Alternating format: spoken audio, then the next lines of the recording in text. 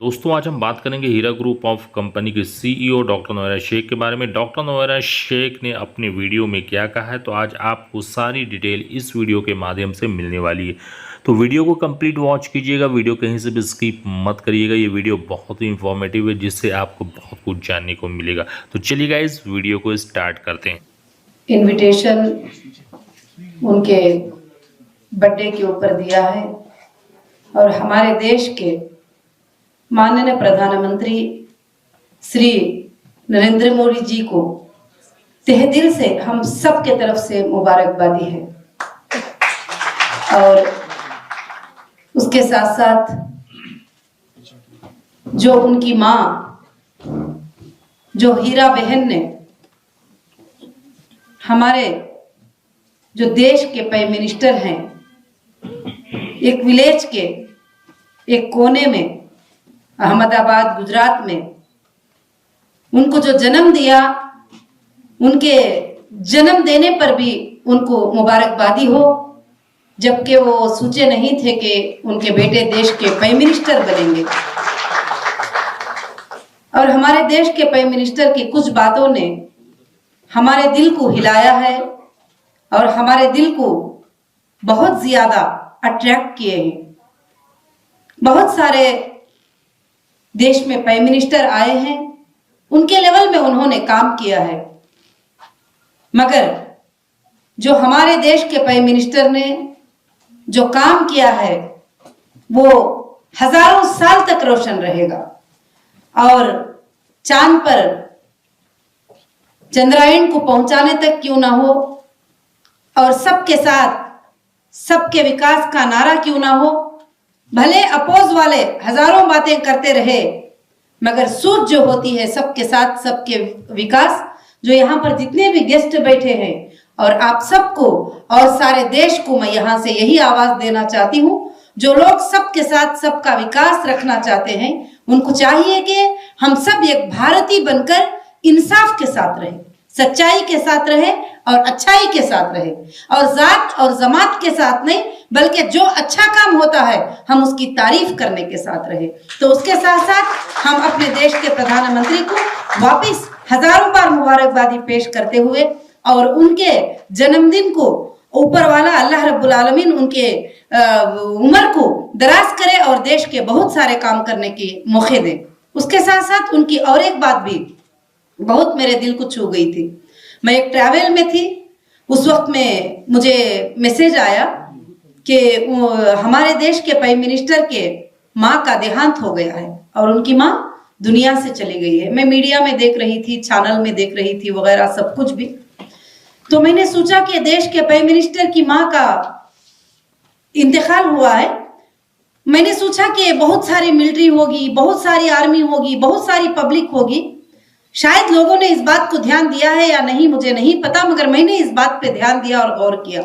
मैंने सोचा कि बहुत सारी लंबी पब्लिक होगी, पूरे लोग आएंगे, पूरा देश आएगा, पूरे चीफ मिनिस्टर आएंगे, पूरे इंडिया के मिनिस्टर जाएंगे, कैबिनेट मिनिस्टर जाएंगे, बहुत सारा हंगामा होगा, मजमा होगा।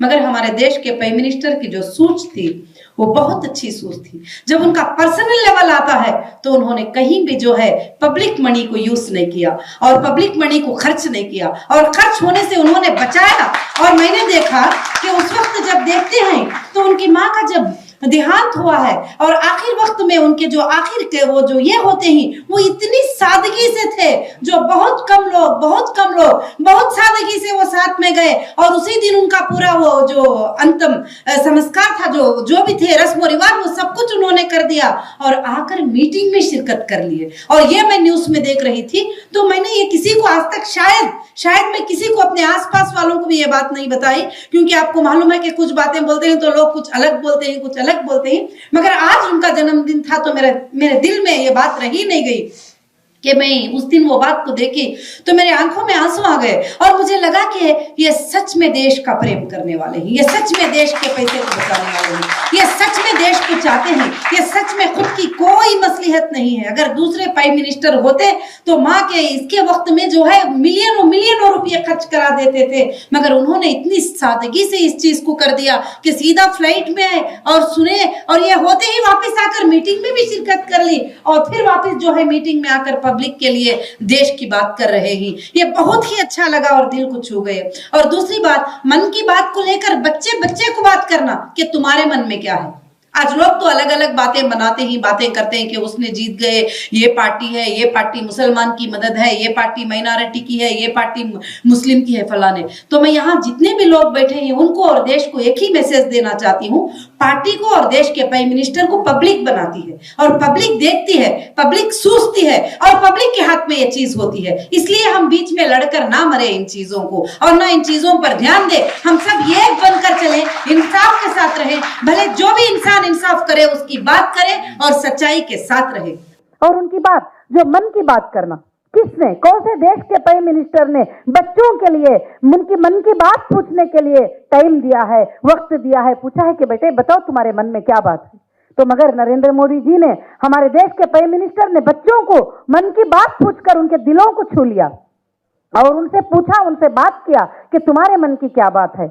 और भी एक बात मेरे दिल को बहुत छू ली। अभी मैं ये बातें सब मैं कोई किताब में कोई प्रिपेयर करके पेपर में नहीं लाई हूं, मैं माफी चाहती हूं। मेरे जो दिल में है ये बातें आपके सामने बता रही हूं। और मैंने देख रही थी, क्योंकि मुझे भी पहले पहले जब सुनते थे अपने लोग कुछ कहते थे तो कुछ बातें सोचने पर मजबूर करते थे, मगर जब प्रैक्टिकल देखा गए तो ऐसे वंडरफुल इंसान, ऐसे वंडरफुल प्राइम मिनिस्टर आज तक देश में नहीं आए थे, ना आएंगे मेरे ख्याल से, जो इस तरह के देश के प्राइम मिनिस्टर हैं नरेंद्र मोदी जी। और उन्होंने अगस्त 15 में एक स्पीच दिए और स्पीच देते हुए देश की बात करते रहे, देश की बात करते रहे। बहुत सारे प्राइम मिनिस्टर के स्पीचों को जो है मैंने सुना है, मगर देश की बात करते करते हमारे प्राइम मिनिस्टर जी ने एक बड़ी बात कही थी। मैं सारे देश के महिलाओं को ये बात यहां से मैसेज देना चाहती हूं कि देश में महिलाएं कम नहीं है, 64 करोड़ वुमेन्स हैं देश के अंदर। और उन सारे महिलाओं को कहना चाहती हूं कि उन्होंने एक बात कही कि मैं देश में लखपति दीदीज को बनाना चाहता हूं, उनको बिजनेस वुमेन बनाना चाहता हूं, उनको अपने पैरों पे खड़ा करना चाहता हूं। कई स्कीम्स को लॉन्च किया है, भले स्कीम्स डेवलपमेंट नहीं हुए, विलेजेस तक नहीं गए, उन महिलाओं तक नहीं पहुंचे, मगर कई स्कीम्स जो है उन्होंने लॉन्च किए। उनको बिजनेस का लोन क्यों ना हो, फ्री इंटरेस्ट लोन क्यों ना हो, बहुत सारे स्कीम्स को जो है उन्होंने लॉन्च किया। मगर आज तक किसी देश के प्राइम मिनिस्टर ने अगस्त 15 के दिन और उस वहां पर रैंप पे खड़े होकर महिलाओं की सोच नहीं सोची,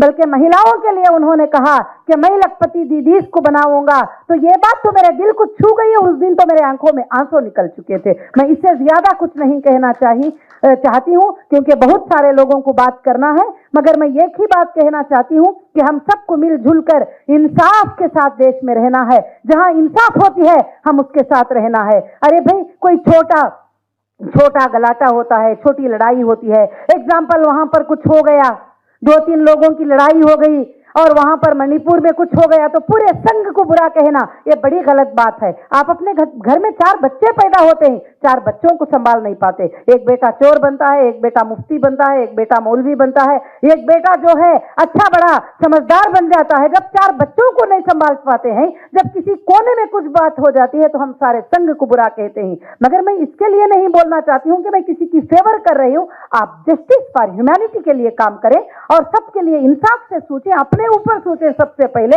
जब हम 4 बच्चों को संभाल नहीं पाते हैं, वहां कहीं पर एक गुनाह हो गया तो पूरे लोगों पर उस गुनाह को थोप दिए। वहां पर कोई एक गलत हो गई, एक ही पार्टी को पकड़कर पूरे लोग वो बोलने लगे। तो इसलिए पार्टियों पर मत जाओ, पॉलिटिकल पार्टियों पर मत जाओ, इंसानियत को सोचो और इंसानियत के ऊपर बात करो। हम भारतीय हैं, हम देशवासी हैं। जहां अच्छी बात होती है, जहां इंसाफ की बात होती है, तो जरूर उनके सपोर्ट में बात करो। वो सपोर्ट में बात करने के लिए कभी भी मत डरो, कुछ नहीं होगा, आप सबके साथ रहो। और मैं फिर से मुबारकबादी पेश करती हूं हमारे देश के प्राइम मिनिस्टर को और उनकी हयात ऊपर वाला लंबी दे और उन्होंने देश के लिए और भी बहुत ज्यादा काम करें और अच्छे काम करें और देश के लोगों के लिए, देश के बच्चों के लिए, देश के स्कूल्स के लिए, देश के महिलाओं के लिए, देश के गरीब लोगों के लिए, सबके लिए और भी ज्यादा बड़ा काम करें। और मैं दुआओं के साथ जो है मैं इस बात को खत्म करती हूँ और शुक्रिया मुझे इसका मौका देने के लिए, इस जन्मदिन पर इनविटेशन देने के लिए और मैं यहाँ पर खड़े होकर बात करने के लिए बहुत शुक्रगुजार हूँ।